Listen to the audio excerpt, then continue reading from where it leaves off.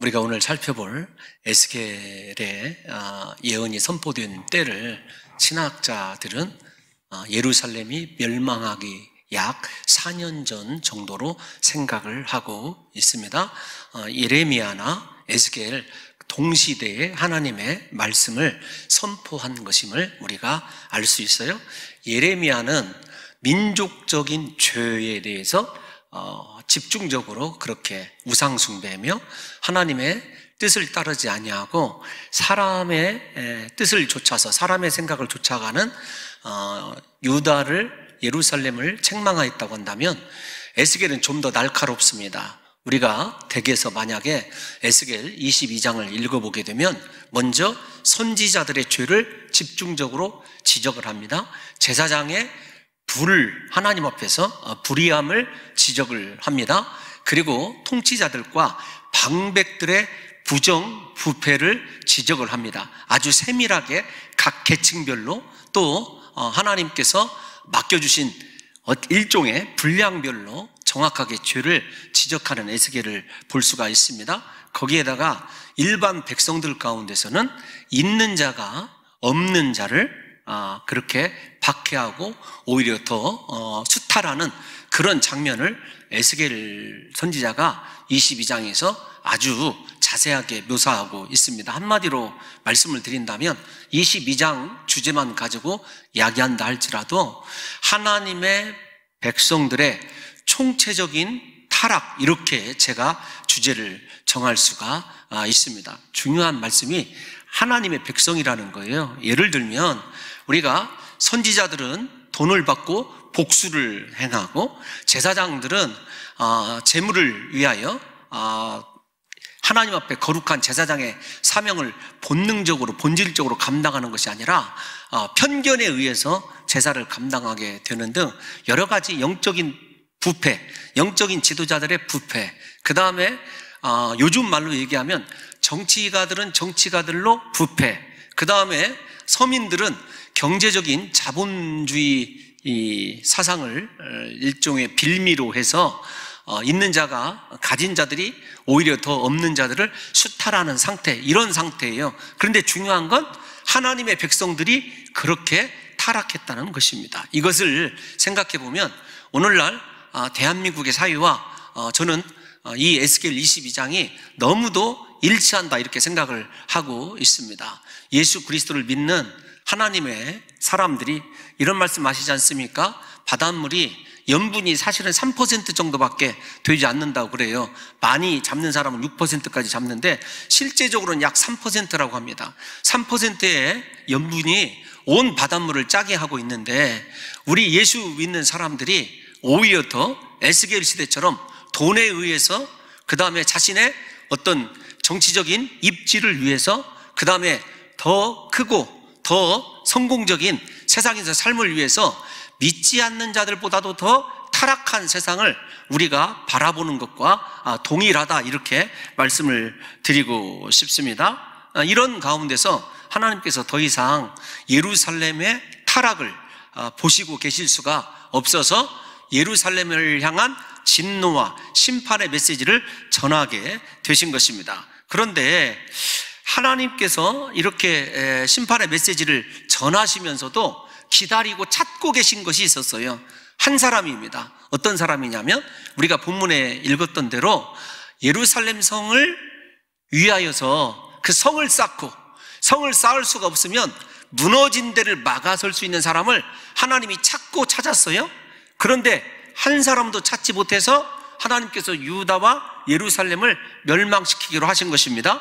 그러면 여러분들에게 묻고 싶습니다. 유다의 총체적인 하나님의 백성들의 타락 때문에 유다가 멸망을 했을까요? 아니면 하나님이 찾으시는 그 한 사람이 없어서 유다가 망했을까요? 물론 둘 다라고 생각하실지 모르겠지만 저는 에스겔서를 읽으면 읽을수록 하나님이 찾으시는 그 한 사람이 없어서 유다가 멸망한 것이라고 느껴지고 있습니다. 사랑하는 성도 여러분, 유다가 멸망한 직접적인 원인은 다시 강조하지만 하나님의 백성들의 타락입니다. 어쩌면 대한민국이 앞으로 어려워지는 것도 저는 하나님의 백성들의 타락이 크게 일조할 것이라고 그렇게 생각하고 있어요. 그런데 더 근본적인 원인은 무엇이냐면 하나님의 백성들의 영적인 무감각입니다. 저 정도는 괜찮아. 저건 세상 사람들도 다 행하는 거야. 예수 믿는 사람들이 영적으로 뿐만 아니라 도덕적으로 심히 무감각해지고 불감증의 시대를 우리가 살아가고 있다는 것입니다. 제가 여러분들에게 복음서를 강의할 때 여러분 그 한센시병이라고 이야기를 해야 되죠. 이 나병의 궁극적인 고통이 어떤 것이냐?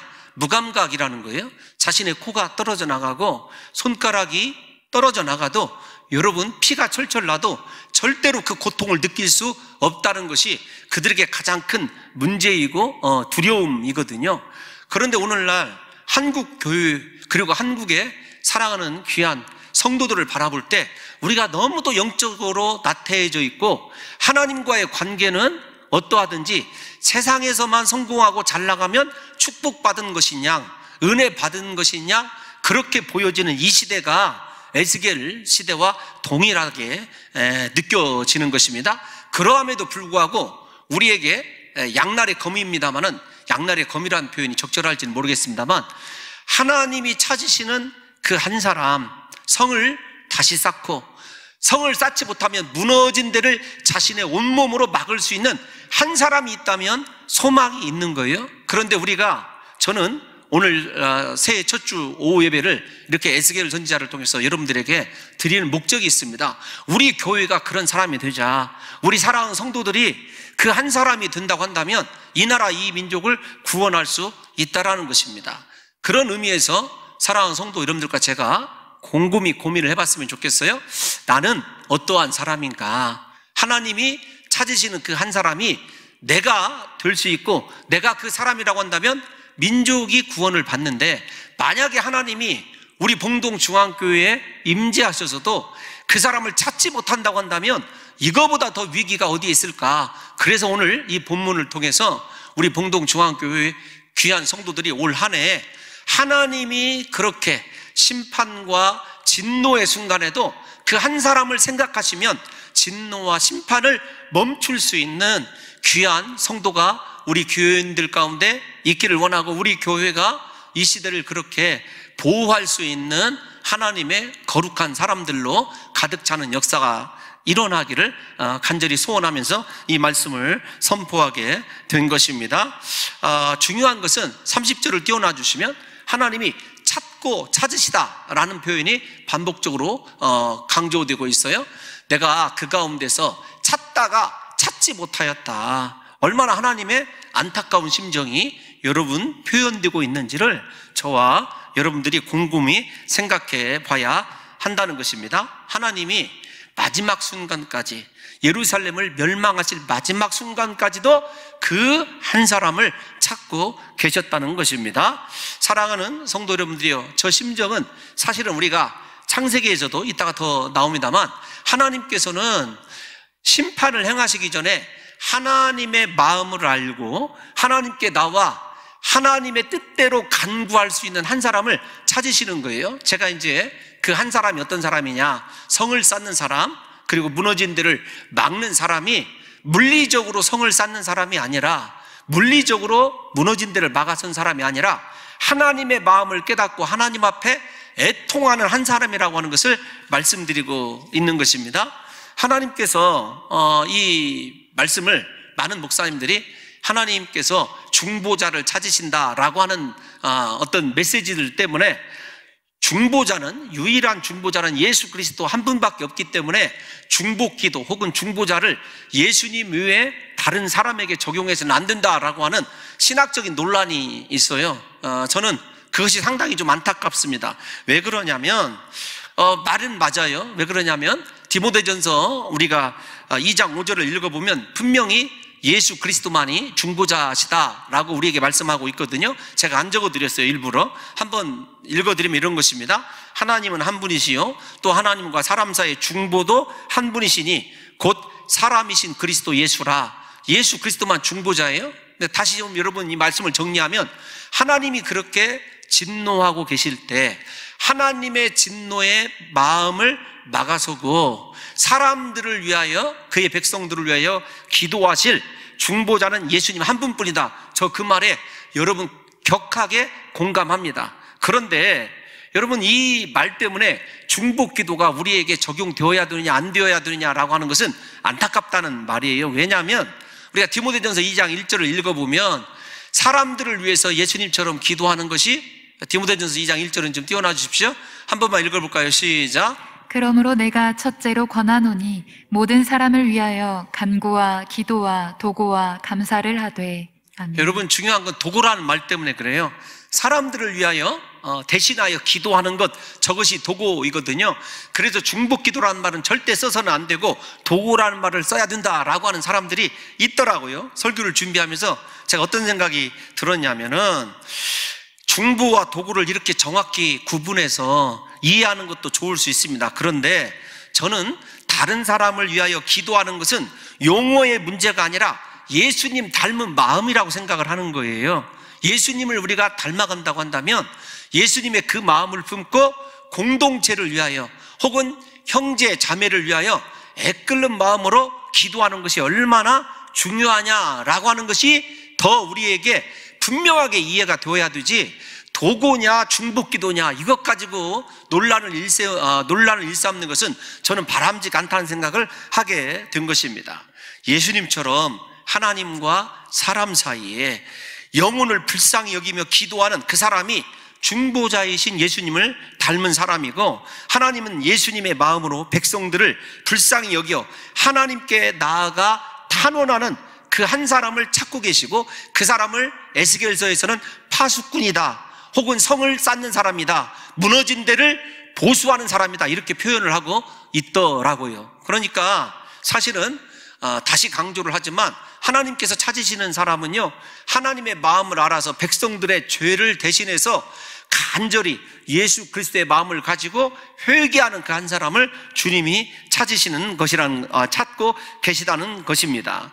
여러분, 그런데 중요한 것이 있어요. 어떤 것이냐면, 하나님이 찾으시는 이 한 사람이 일단 뭐 물리적인 공동체를 대변하는 사람이든지 기도하는 사람이든지 이런 속성이 있어요. 어떤 것이냐면, 자신이 속한 공동체를 보존하기 위하여 불가능한 것처럼 보이지만 혼자서라도 성을 쌓는 사람, 그리고 성을 쌓을 수 없다면 그 성의 무너진 데를 막아서는 그 사람이 하나님이 찾으시는 사람이다, 이렇게 말씀드리고 싶은 거죠. 옛날에 여러분, 네덜란드가 해수면보다 지면이 낮지 않습니까? 그런데 그 바닷물을 막고 있었던 뚝이 일부 손상되었을 때, 지금도 그 초등학교 책에 나오는지 모르지만 한 아이가 자신의 이렇게 손을 집어넣어서 그 뚝을 막았었다라고 하는 이 전설적인 이야기가 있지 않습니까? 그런데 그 이야기가 사실이냐 아니냐가 중요한 게 아니라 하나님께서 찾으시는 사람이 바로 그 한 사람이에요.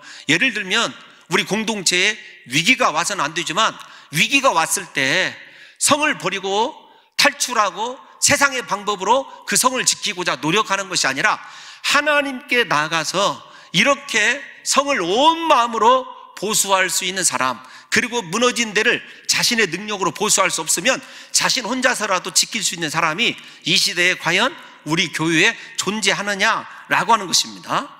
사랑하는 성도 여러분, 대부분의 사람들은 공동체의 위기가 찾아오면 책임론을 들먹거리죠. 다른 사람을 탓하기 마련입니다. 정죄하고 비판합니다. 예컨대 제가 어떤 공동체에 어떤 부서에 문제가 생겼다 그랬을 때, 목사님 이게 제가 잘못입니다, 제 허물입니다 라고 하시는 이야기를 들어본 적이 없습니다. 다 누구 때문에?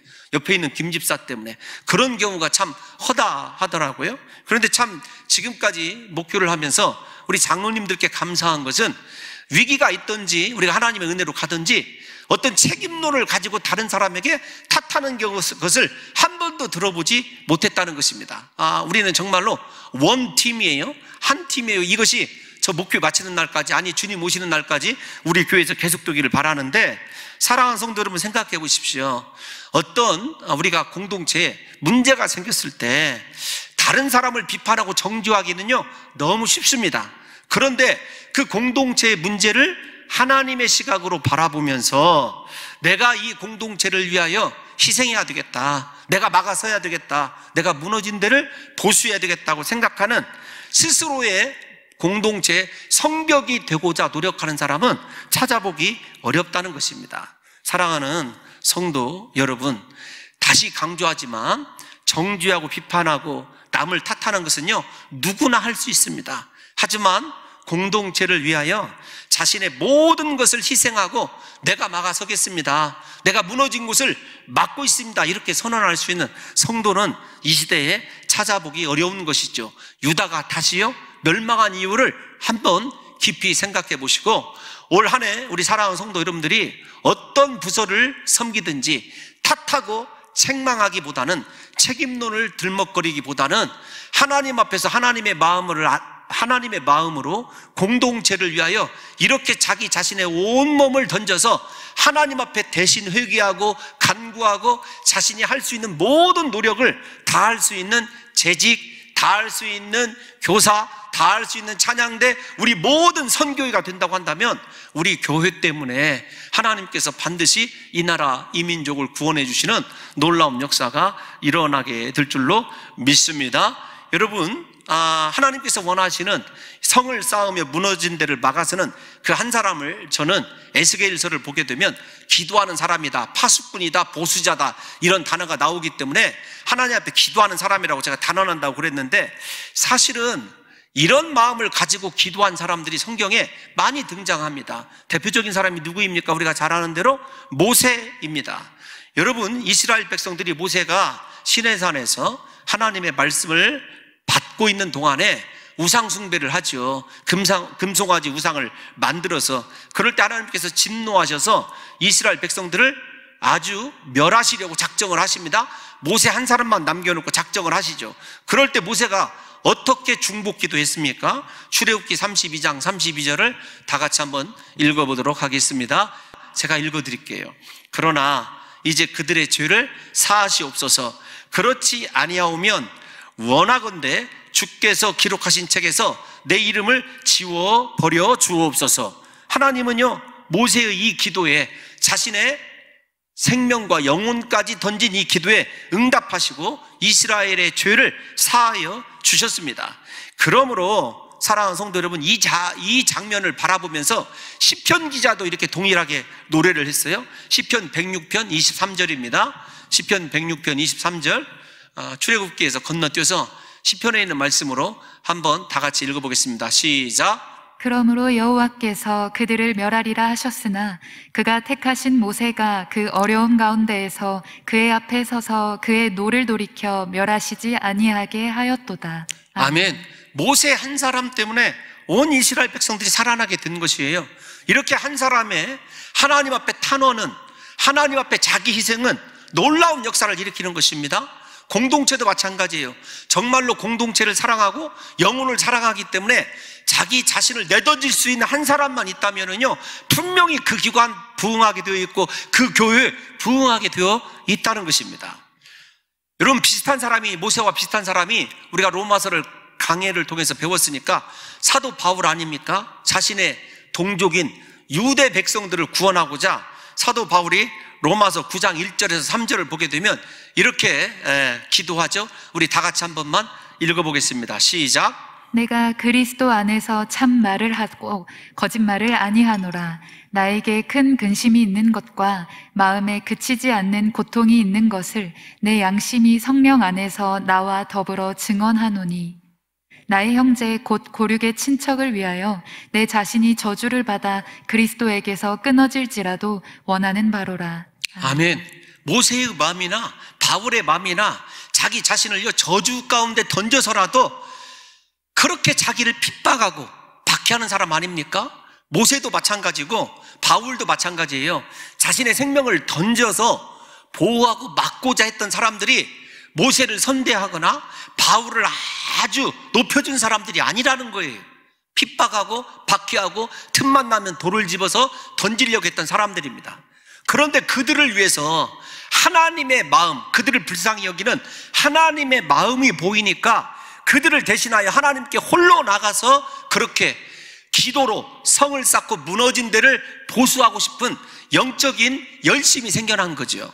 사랑하는 성도 여러분들과 제가 진짜 하나님을 알고 예수 그리스도의 십자가 사랑으로 살아간다고 한다면은요, 우리에게 잘하고 우리를 잘 섬겨주는 사람에게 대신해서 기도해 주는 것도 중요합니다. 그러나 사실은 내 마음을 아프게 하고 힘들게 하고 내가 생각할 때 분명히 그 사람이 어쩌면 나보다도 훨씬 더 불쌍한 사람이라는 것이 느껴지게 될 때 모세나 바울처럼 간절히 기도할 수 있다라는 것입니다.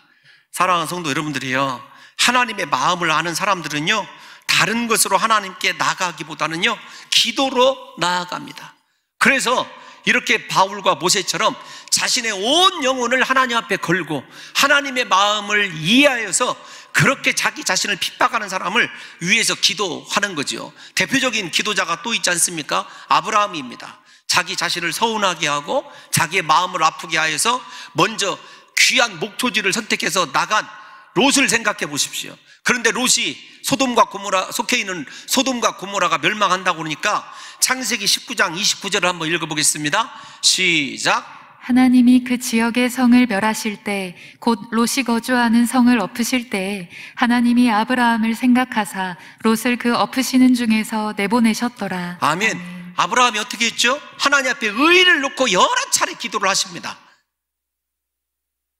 사실은 마지막이 의인 10명 아닙니까? 찾지 못했어요.